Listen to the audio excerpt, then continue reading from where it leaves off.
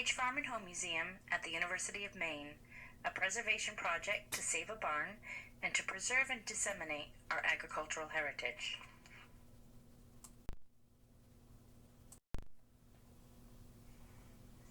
Winston E. Pullen, class of 1941, former Associate Dean of the Colleges of Life Sciences and Agriculture, began campaigning for an agricultural museum in the 1970s. His original idea was to use the stock judging pavilion by Winslow Hall and or the farm machinery building later used by the museum. Both buildings had been vacated by the Maine Agricultural Experiment Station when the larger of the two dairy barns burned almost to the ground in 1972, and the dairy operation relocated to the current site of Witter Farm, 1.8 miles from the academic campus. This decade also saw the demise of Farm and Home Week. What began as Farmers Field Day in 1897 became Farmers Week in 1906, then Farm and Home Week in 1927 in order to incorporate home economics. According to noted historian David C. Smith, Farm and Home Week was not only the longest-running short school associated with agriculture, but in many respects the most successful. Pullen nevertheless campaigned quietly for an agricultural museum to be named in honor or memory of Farm and Home Week through the early years of the 1980s. Many on campus shared his infectious enthusiasm for such a plan to celebrate Maine's and the university's agricultural heritage.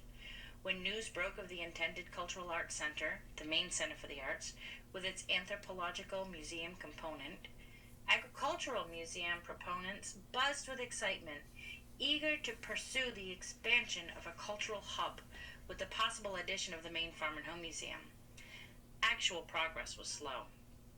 Ground broke for the Maine Center for the Arts in 1983. In April 1985, Hayden Soule and Thomas Christensen, both associate professors of agricultural engineering, wrote to Arthur Johnson, president of the university, to inquire about the possible acquisition of the old machinery barn for an agricultural museum on campus, an idea which several of us in life science and agriculture have nurtured for several years. President Johnson's response was favorable. He felt that this might be a suitable memorial to an important part of Maine's history. He submitted a proposal from Professor Soule and Christensen to the University Facilities Committee and ordered an engineering evaluation of the condition of the building. In late summer of 1986, a museum committee was formed.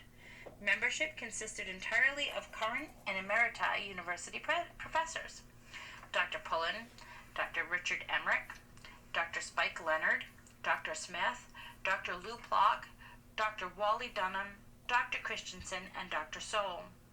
The museum, originally envisioned as being complementary to the new Performing Arts Center with Anthropological Museum, was soon threatened by the juxtaposition of age-old versus new age. In effect, this initiative to preserve the agricultural origins of the university through saving an historic agricultural structure and transforming it into a museum reflected the evolution of the University of Maine from a traditional land-grant institution into a more modern one.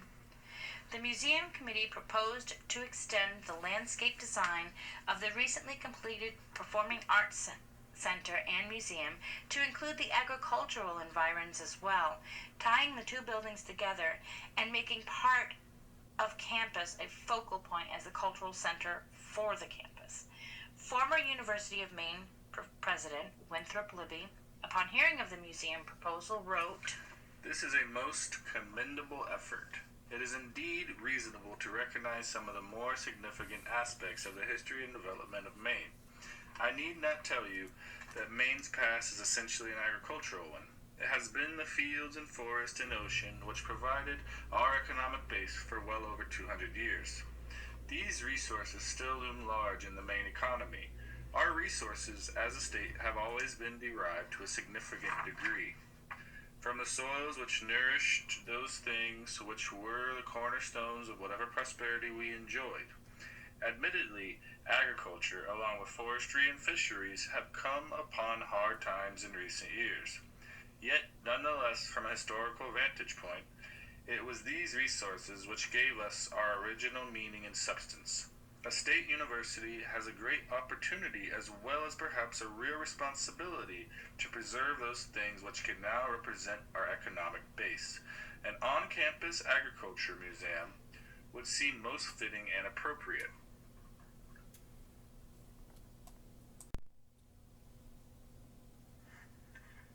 In 1987, the barn was scheduled for demolition. President Johnson, an historian who thought that an agricultural museum would be a suitable memorial to Maine's agricultural roots, was no longer at the helm of the university. His successor, Dale Lick, president from September 1986 to June of 1991, echoed the views of the director of the Performing Arts Center, who did not appreciate the aesthetic of the old barn and wanted it removed from the vicinity of the new state-of-the-art MCA. Tom Christensen, Maine's Faculty Senate president, said of Lick in 1991 that although he and Lick disagreed at times, he gave the president high marks. He said controversies are most likely to strike an active president. If you never do anything or say anything, you never get in trouble. He isn't satisfied to be an armchair president. On October 15th, 1987, a news article in the Daily Maine campus revealed that the barn would be demolished in December.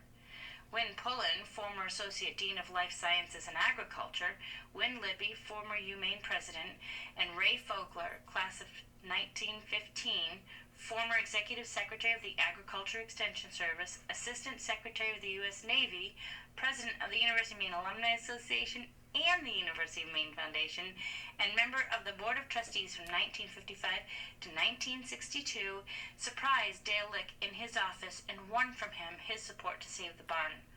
But now the committee had to move the structure.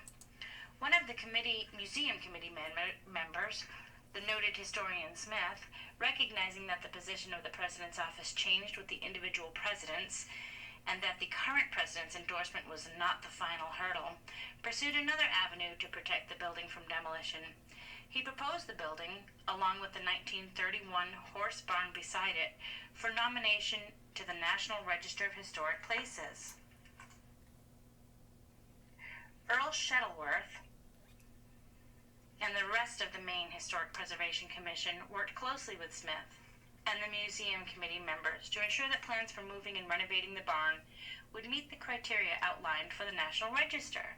In 1988, Shuttleworth wrote to President Lick with the happy news that the commission would nominate the farm machinery barn for the National Register of Historic Places, to which the president wrote back requesting that the commission hold in abeyance any consideration of the barn for inclusion in the National Register at this time.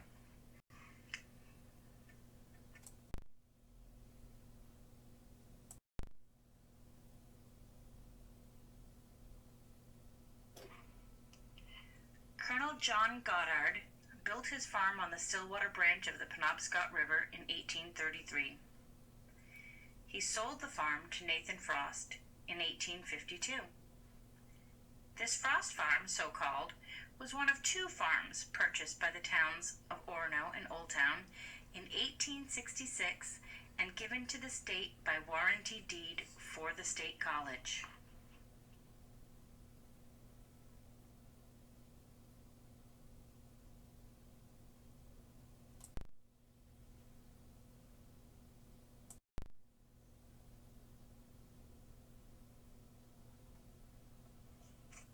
In 1867, the Frost farm was renovated and occupied by the college's first faculty member and second president, Merritt C. Fernald. The farmhouse, now called Crossland Hall, is still being utilized by the university as home to the Franco-American Center and several other university programs.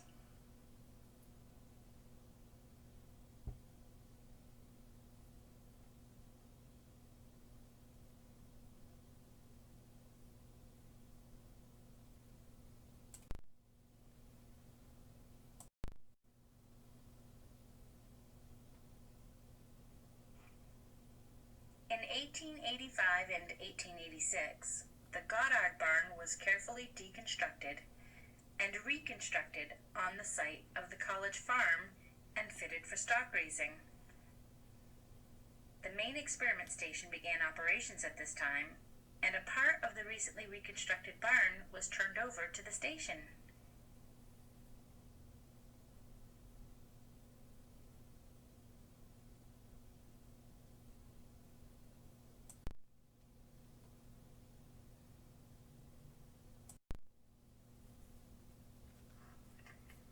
The 1891 annual report of the Maine State College Agricultural Experiment Station gives a thorough description of the Maine Experiment Station, or Goddard, barn, including floor plans and photographs and a complete description of the use of each element of the plan. A description of the station part is given here, not because its arrangement and equipment are regarded as especially good, but because the interests of those who are following the station work may be increased possibly by a definite understanding of just how and where the work is done.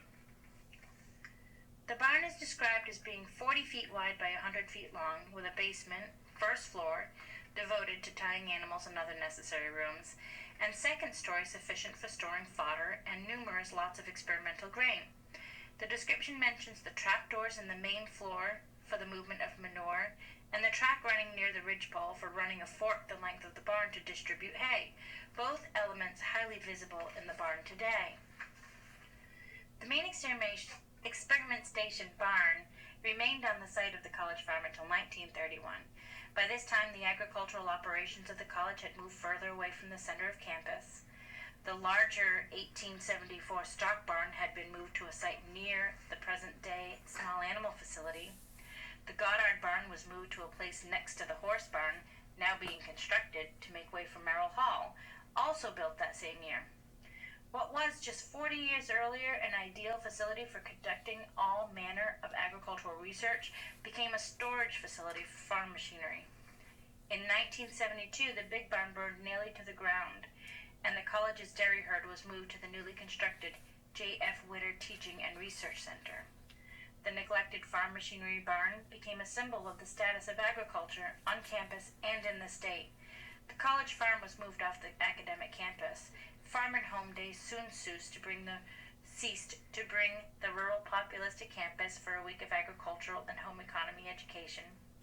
Those involved with the effort to save the barn and establish the museum noticed that Maine's traditional rural lifestyle was no longer embraced by nor included in modern culture. The committee, undaunted in their efforts by the enormity of their task, continued their planning for moving the barn and renovating it for use as an agricultural museum. In the fall of 1988, a fundraising campaign was organized to raise the necessary funds for moving and the renovation of the barn. Win Pullen and the museum committee traveled all over the state seeking support for the project. On September 18, 1990, the Maine Experiment Station barn was placed on the National Register of Historic Places. The barn was moved to its current location on July 18, 1991, and work began to bring it up to current building code standards. The University Office of the President, which was now held by Frederick Hutchinson, hosted the dedication of the Page Farm and Home Museum on September 19, 1992.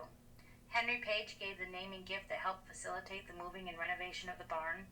He decided to name the museum for his parents, area dairy farmers Edwin and Vesta Page. The first annual meeting of the Page Farm and Home Museum took place on October 1993 in Knight's Auditorium of Nutting Hall, and the museum opened to the public for regular business hours in 1994. I'd like to share with you a video from when the museum opened that was put together by a video club here at the university. I hope you enjoy it.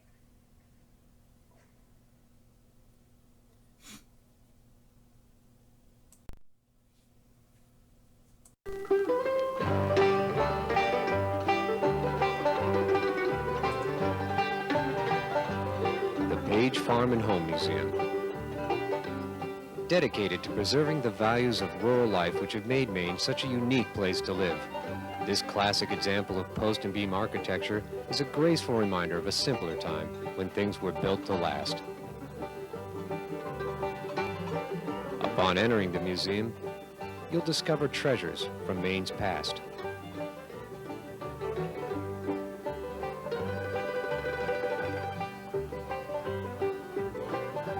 local post office.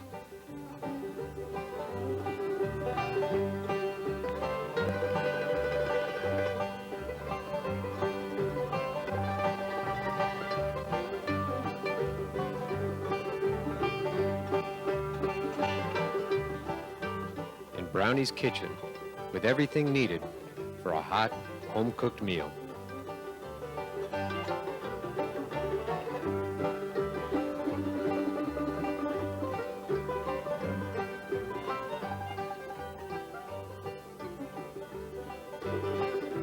And of course, Farnsworth General Store.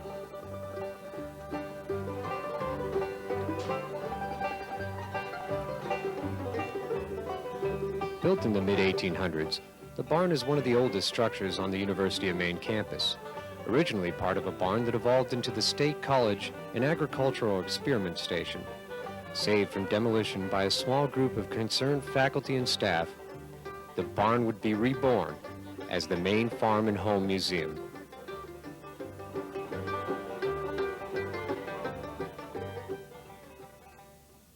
This groundbreaking ceremony really is symbolic of a beginning and of an end.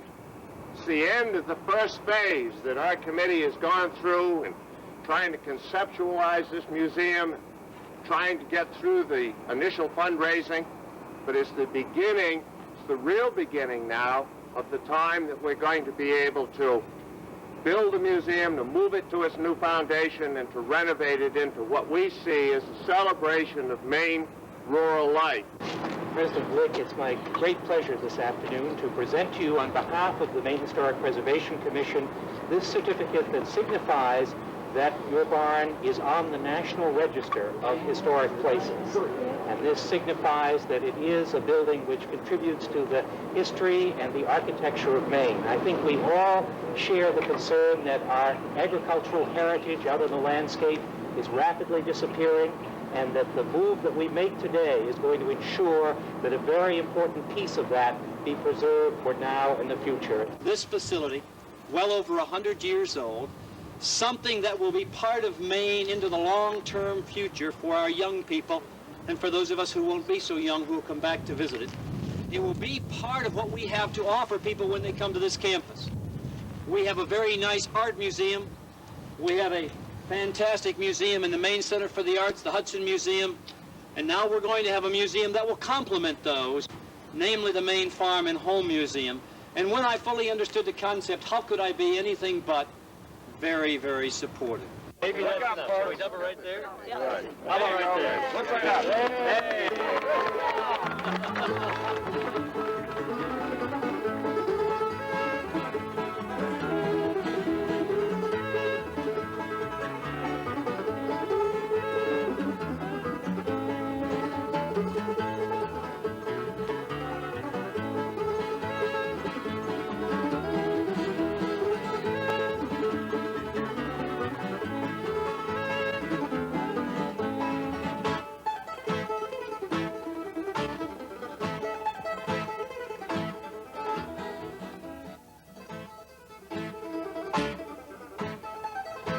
In order to save the barn, it first had to be moved from its old location to the new site. After a successful fundraising effort, the time came for the move. Professor Hayden M. Sewell, Jr., chairman of the Farm and Home Museum Board of Directors. I think the highest point that that has occurred here, other than the opening about a month ago, was the day that we physically actually moved the barn from the old location. It had been 3 months that Clayton Kopp and his group of people were over to the barn, jacking it up, changing the sills, putting in new sills, and then finally, one afternoon, the whole thing just kind of gave a big twitch and it moved, and that was such a thrill to actually see that happening.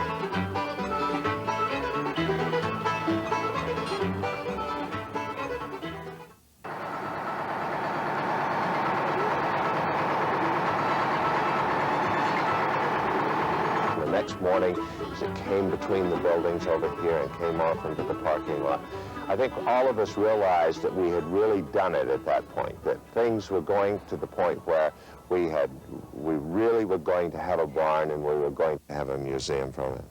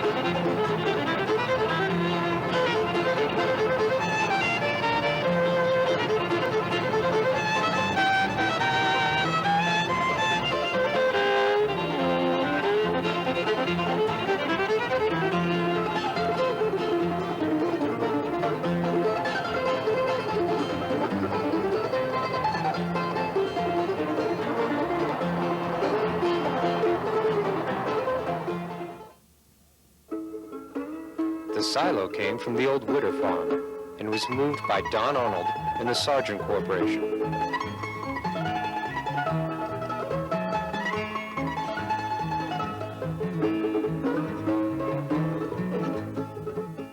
Museums are, of course, places to see historical objects and to find out the story behind them. There were a lot of stories told at the University of Maine this weekend. Yesterday, a new museum was dedicated. Jeffrey Hope was there and tells us more.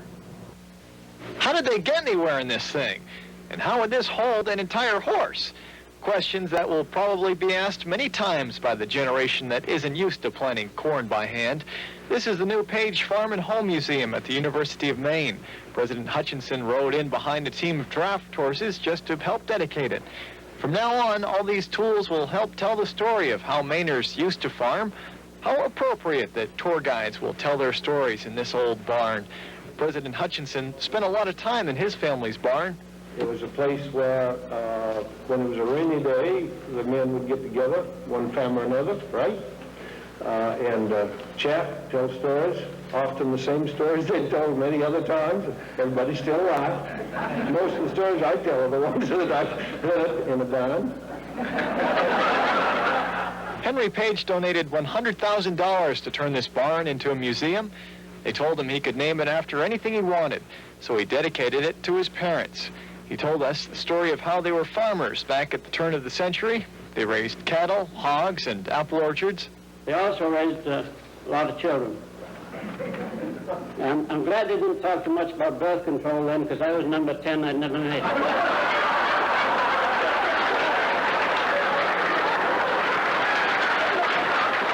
There were other stories, too, today, and there will no doubt be many, many more. That's what museums are for. Henry Page really said it best when he told us, "It's great we've got this old barn to show people what happened a long time ago."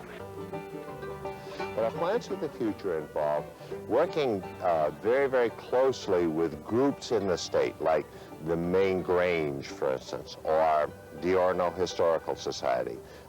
The support groups are the commodity groups, like the Maine potato growers people, the blueberry people, the apple people, the dairy people, in order to put through some kind of a good display area here that will truly represent the past. And this is what we want to do. We don't want anything to do with the future. We're past people, and we want to introduce the past to everybody. Another window into Maine's rural past was added to the Page Farm and Home Museum in the summer of 1994. The town of Holden donated this one-room schoolhouse to the University of Maine. Built in 1855, this schoolhouse served the educational needs of Holden for a century before it closed and fell into disrepair. In late June 1994, the generous contributions of Joe Sear and Tom Thornton helped bring the building across the Penobscot River to the UMaine campus.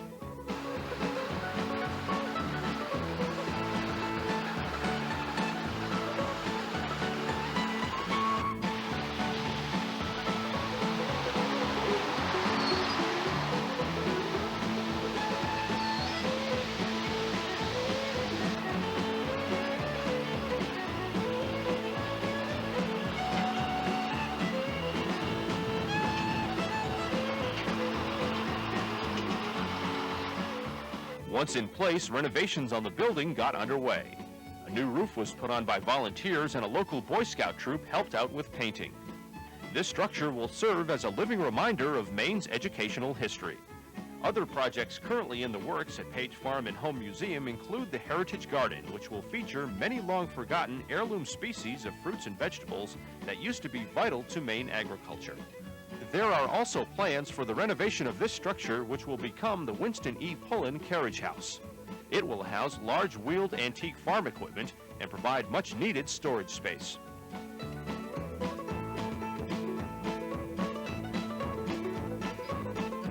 The museum and all of its display areas will transport visitors back to a simpler time when farm life and agriculture were a vital part of every Maine citizen's life. The goal of the museum board of directors is to create a $1 million endowment that will guarantee the long-term future and operation of the Page Farm and Home Museum. When that goal is realized, the creation of a living, working farm community that will preserve a key part of Maine's past will be ensured. I'm pleased to be with you this fine July morning to talk about the Page Farm and Home Museum. This is a very essential element of our campus as it's developing. It's very important for the people of the state of Maine and also for our students and faculty that we preserve the heritage that has come from rural Maine. It is not that agriculture is a thing of the past. It is not. It is very important still to Maine's economy. But the culture of how farm families lived in the past is important to preserve. It gives us a record of the change that has occurred over time. It is also important that we have this schoolhouse that has been donated as part of this entire complex, because I think it symbolizes how important rural people felt that education was for their youngsters. And so each of the towns, in one way or another, provided for that education. The facility is but a living memory of that. So I'm delighted that you have shown interest and continue to be involved with this museum. We hope you can continue to support it.